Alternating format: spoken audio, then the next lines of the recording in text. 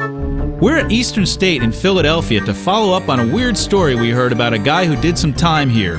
He's one of the most notorious bank robbers in American history.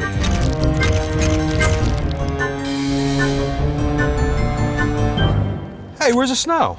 We must have been in stir longer than I thought. I feel like we've been incarcerated for months here at Eastern State Penitentiary. I'm ready for a beer. Hey, speaking of beer, that reminds me of a funny story about Willie Sutton. You mean the famous bank robber? That's right. Legend has it that once he broke out of Eastern State Penitentiary, he just walked down the street and grabbed himself a beer. Well, what do you say we follow his lead and lay him on out of here? Let's do it. Willie Sutton is an astounding bank robber. From 1920 to 1952, he fleeces over 100 banks of more than $2 million. Known as Willie the Actor, Sutton likes to play dress-up. Decked out in costume and makeup, he gets dozens of banks to open their doors to him as Willie the Cop, the Mailman, the Messenger. He carries a gun but never shoots, and charms the tellers arriving to work while his accomplices scoop up the loot. Sutton gets a thrill out of robbing banks on crowded New York streets, but it seems he doesn't like to upset his victims. One reporter writes that he will leave the dough behind if a woman screams or a baby cries. Emergency alarm from the United Mortgage Building. Sutton's career as a bank robber is interrupted by 35 years in the slammer.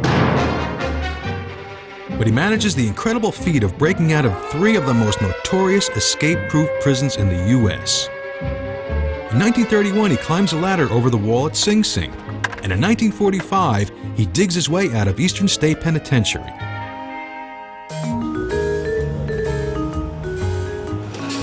Hi guys, may I help you? Hi, yeah, we just busted out of Eastern State Penitentiary and we sure could go for a cold beer. You wouldn't be the first customer that said that when they came in. What's that, an annual rite of passage to bust out and come here? They say that Willie Sutton came here after he tunneled out of the prison. We know, we've heard, but it isn't true. After 11 long months of tunneling, Sutton pops out of the hole and straight into the arms of 2 surprised cops. Poor Willie never does make it here to the London Grill for a drink. Our house beer is named after him. It's a Willie Sutton lager from Stout's Brewery. Oh, cool. We'll have 2 of those. All right, I'll be right back. Thank you. But it's a good story, and it sells beer.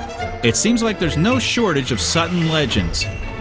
Willie is most famous for a remark he never even made.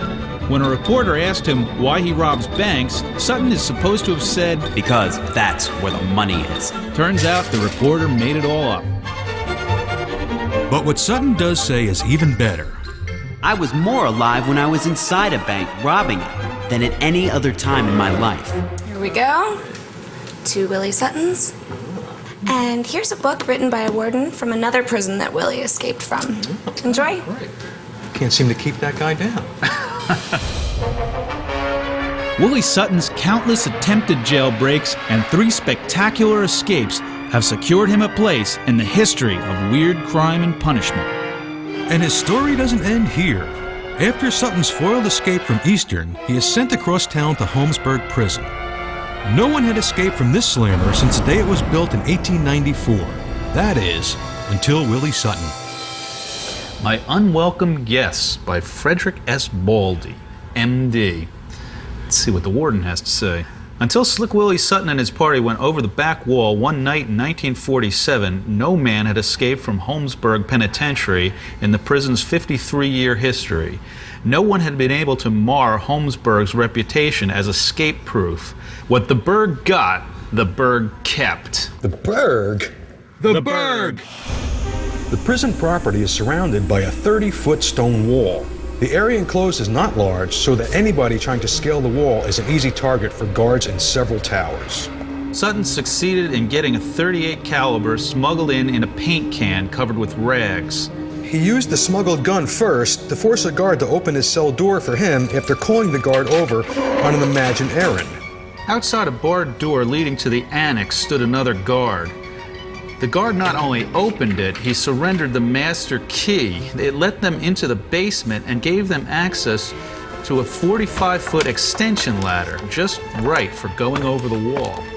The tower guards had machine guns and shotguns, but when Willie used his stolen ladder to climb the wall at Holmesburg and dropped from a homemade rope on the outside of that wall, nobody even fired a single shot as they watched him go.